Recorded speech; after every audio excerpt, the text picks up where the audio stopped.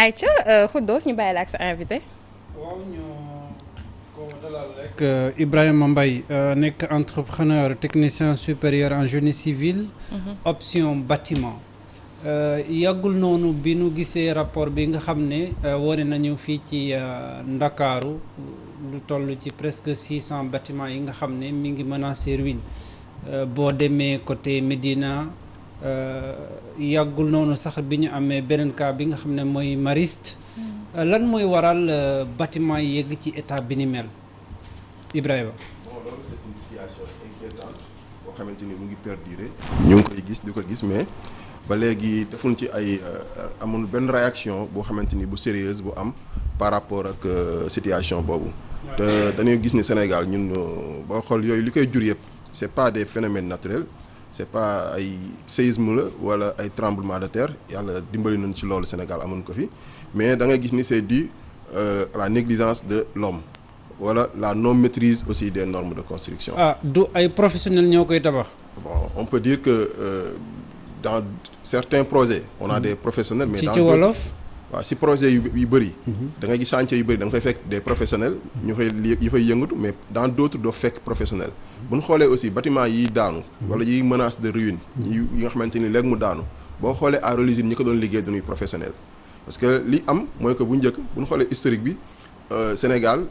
dañ démarrer avec des maisons construction basse mooy maison yi nga kër yi nga xamante ni soit ay ardoise la doon nekk wala yeneen yooyu laajul woon yeneen technicité yi. mais immobilier construction di évoluer ba nit ñi di dem ci construction en hauteur ñu commencé nag suñu kër yooyu la plupart ñu teggi ardoise di ci teg yeneen léegi les mêmes maçons yi mêmes ouvriers yi doon liggéey yi nga xamante ni demandul woon yenn technicité yi léegi ñoom ñoo ñëw di def construction en hauteur te construction en hauteur ku ko wax que ni dafay présenter ay beaucoup de risques par exemple benn plancher dal buy tiim nit ki boobu le mètre carré dafay peser presque 2 tonnes 500 léegi nga dëkk ci immeuble boo xamante ni bu ñu xayma woon ñaata lay peser ci tonnage c'est énorme donc lu mel noonu nag loolu moo tax ay métiers yu mel ni wala ay génie civil juddu nga xamante ni nit ki bala ñu ciy jox yenn lijaasa yi dafay def études yu kawe pour mu mën a maîtriser ces normes là. parallèlement da ngay gis ay bâtiments yoo xamante ni c'est des entreprises ñoo koy liggéey c'est bien encadré mu jaar fi mu war a jaar yépp ñi ci war a imprégné wu ñëpp nekk ci. à côté nga gis un particulier buy def son projet jël ko dénk ko un maçon du quartier sans aucun suivi technique donc là on peut dire que waa ji day utiliser xelu boppam di dem avec tâtonnement également ba teg bâtiment bi. waaw mais gis nañu fi ay immeubles yi nga xam ne du maçon yu simple ñoo koy tabax boo demee jam ñaaju ci li nga xam ne mooy sphère yi bëri am loo xam ne léeg-léeg ñu naan dafay commencer am ay fissures loolu tam mënoo koo méngale ak la nga xam ne moo fi amoon ñu koy teggi bëgg koo moderniser. bon Diamniadio on peut dire que c'est un exemple laa la jox exemple Diamniadio c'est un cas particulier boo demee Diamniadio aussi da nga fay fekk bâtiment yoo xamante ni yu mucc ayib donc bu ñu xoolee bâtiment ni ñu organiser l'environnement bi ñu defee construction da ngay gis ni lépp lu problème bu am rek dañuy mën a situer responsable. mais lan moo waral ñu yegg ci li ni mel normalement bu ñu amee immeuble bu bees tabax bu bees en réalité waruñu am problème yu sew yooyu. bu fekkee ne respecté nañu li nga xam ne mooy normes yi. je peux dire que problème mën na am comme ni muy amee ci secteur yëpp mais bâtiment c'est bien organisé à chaque fois bu fekkee yow da nga ñëw Khoudoss en tant que maître d'ouvrage nga am sa projet pour liggéey ko. la première chose à faire première démarche bi da ngay dem gis un architecte. mu defaral la sa bâtiment. l'architecte peut même après pour mu accompagner la parce que yow mën nga bañ a xam ci construction lu bari. architecte du dessin lay def mais maa ngi ñëw. pour wax la boo demee ci architecte bi yow donte xamoo ci lu bari architecte peut t'accompagner nekk un maître d'ouvrage délégué.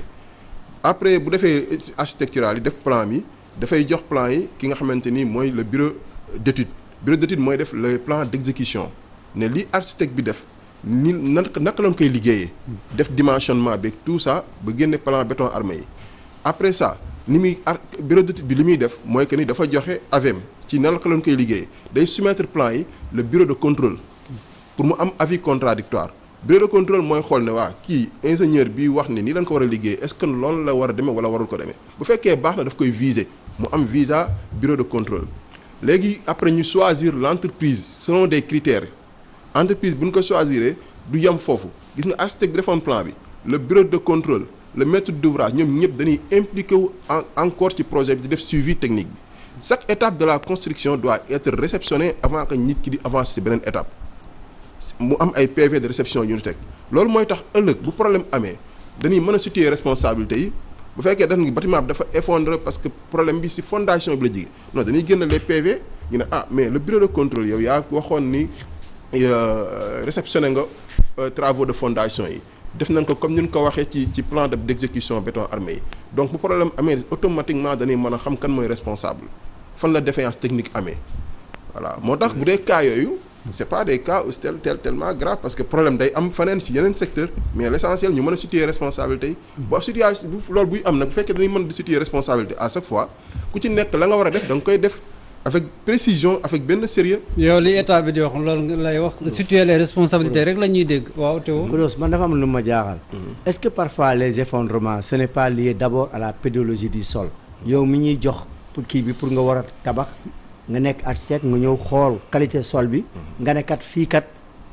bul fi tabax il n'est pas conseillé nga tabax ndax boo fi tabaxee diir mais est-ce que tamit nekkul léeg-léeg aussi gars yi xamuñu. parce que léegi gis nañ seen métier bi ku nekk mooy am technicien bâtiment day substitué wu architecte keneen ak keneen substitué ne mën a def plan mu dem am pëcc xoo ku nekk xamuñu kan mooy kii kan mooy kële mu andi jaxasoo ba kooku bu ñëwee di tabax bu ñëwee suufam nga war a xam ne ni suuf bii baaxul pour tabax nga ne ceel parce que da ngay encaisser xaalis ñaareel bi nga xam ne côté bii place par exemple ndox la wala géej la bu demee ba diiru ndàngam bu dee géej bâtiment bi tôt ou tard day yàqu chaque année tant d'années bu ko defee war nga jëlaat bâtiment bi defar ko recycler ko yooyu yëpp doo ko wax client parce que bëgg nga encaisser xaalisam est-ce que du yooyu moo andi tey effondrement yi di bëri. bon parce que boo gisee bu yu mel ni bu amee dañ koy delloowaat ci côté état mooy que ni tey même yooyu foofu moo wax dañ fay jaar yëpp bu ñu fa jaaree ba pare état mooy contrôler parce que mooy joxe autorisation de construire. li nga wax aussi ci étude de sol yi am na ay entreprise yu nekk fii yoo xamante ni spécialement loolu la ñuy def bala ngay def par exemple benn plan d'exécution des plans béton armé dañ soxla ñu xam rapport sol bi ñu xam ban contrainte la sol bi am pour que ñu xam ban kii type de construction lañ war a def foofu c'est-à-dire que pour faire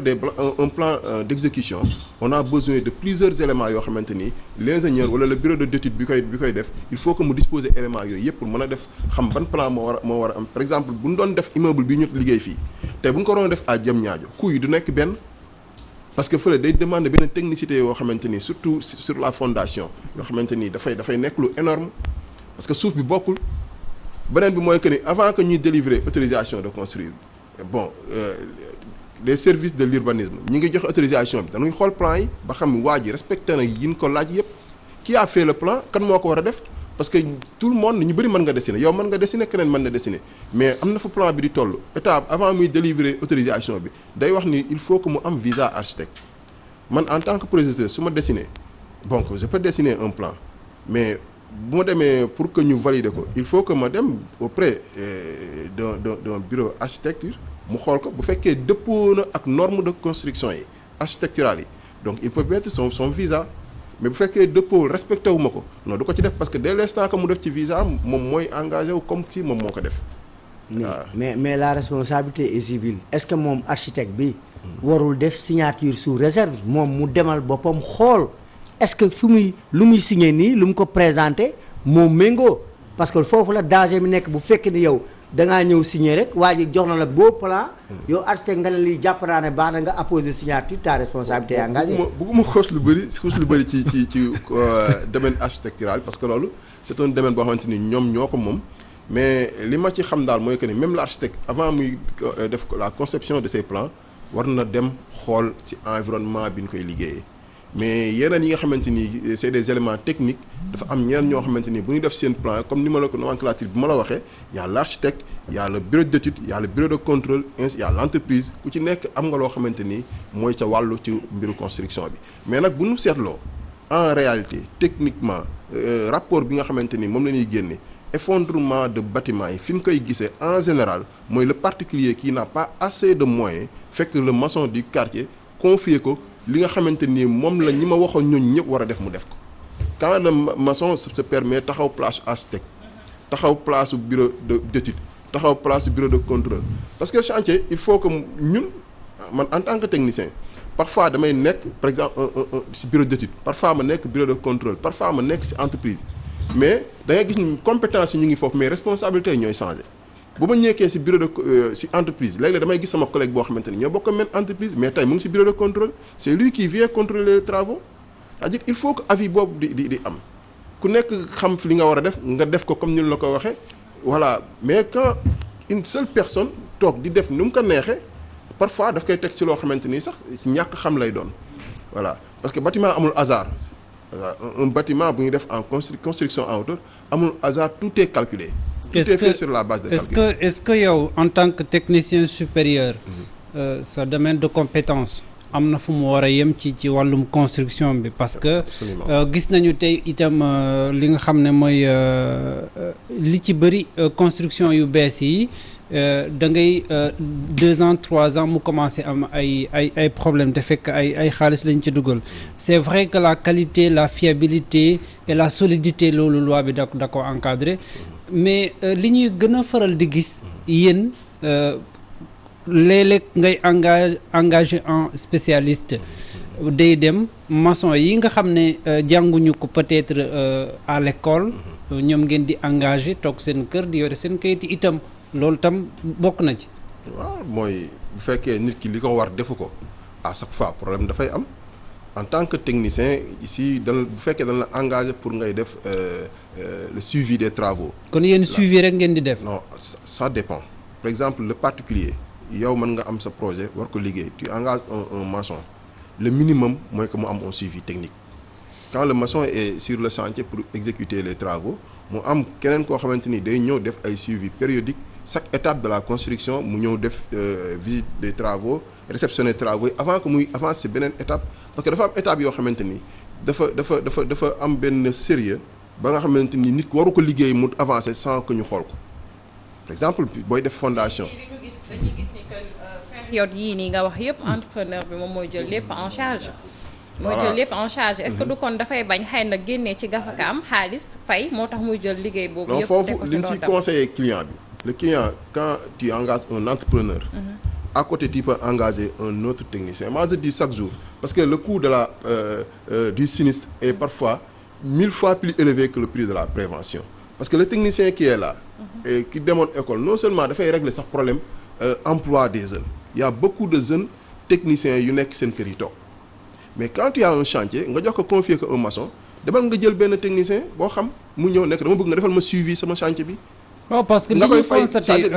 Ibrahima Mbaye li ñu constaté da ngay jël sa kër jox ko benn technicien mu toog kër ga tedd par weekend lay ñëw xool chantier bi du vérifier sax est-ce que li nga xam ne moom moo war du ko def kon bu fekkee ni loolu la soxlawoo di yokk say dépenses nga dem jël koo xam ne au moins xam nga ko te yàgg na ci tabax itam ba léegi kon chiffre li may wax. waaw boo joxee sa chantier un technicien lan moo tax par exemple ci un chantier normal bu jaar fi mu war a jaar ñi siy intervenir yëpp c'est des gens yu am compétence yi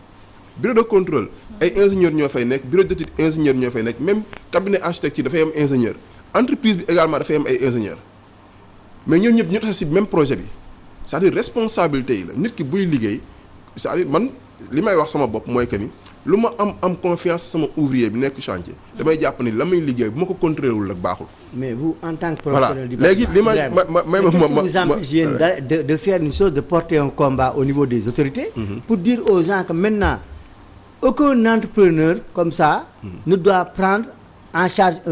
un chantier même bu fekk ni entreprise day am ay charges ak yëpp mais yéen pour défendre votre outil de travail ngeen def benn say ngeen wax ne yéen kenn dootul def bâtiment tant que nekkoo professionnel bâtiment nekkoo lii pour éviter ces sinistres. xam nga li tax mu am parallélisme boobu c'est-à-dire si kaw c'est organisé dafa am code de la construction lu mu teg ba loolu tey am na chantier yoo xamante nit ki sañu ko def tak yooyu ñuy wax amu fa mais le particulier qui est là le Sénégal lambda qui n'a pas assez de moyens ñi nga xamante ni li ëpp ci bâtiment yi ñoom ñoo koy liggéey ñooñ boo demee organisation boobu daf leen xaw a écarté il faut que aussi état jéem a xool kan moo mën a régler loolu état collectivité locale wala collectivité locale parce que par exemple si boo demee ci yenn zones yi nga xamante ni mooy extension Dakar de Mbambilor et autres mais un maire par exemple pour man rien ne l'empêche dans sa localité bu fa gisee kër boo xamante ne joxe na autorisation pour ñu liggéey ko moo xam entrepreneur moo koy liggéey moo xam maçon moo koy liggéey mu exiger borom kër gi nekk il faut que nga am un technicien bu def suivi bi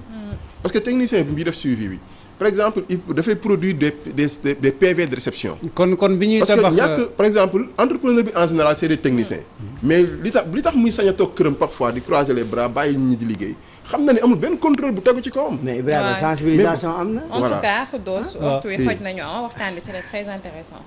dinañu ko en tout cas dalalaat fii parce que li muy wax nii building administratif ay spécialistes ñoo ko tabax fi mu ne nii tëj na. te bëri na ci ay morom. léeg-léeg nag Sénégal yi itam comme da ngay engagé technicien dépense rek lañ lay defal finalité bi mooy la nga xam ne maçon bi nga doon engagé ci koñ bi ñoom la ñuy engagé. kon Ibrahima Mbaye ñu ngi lay jaajëfal dinañu am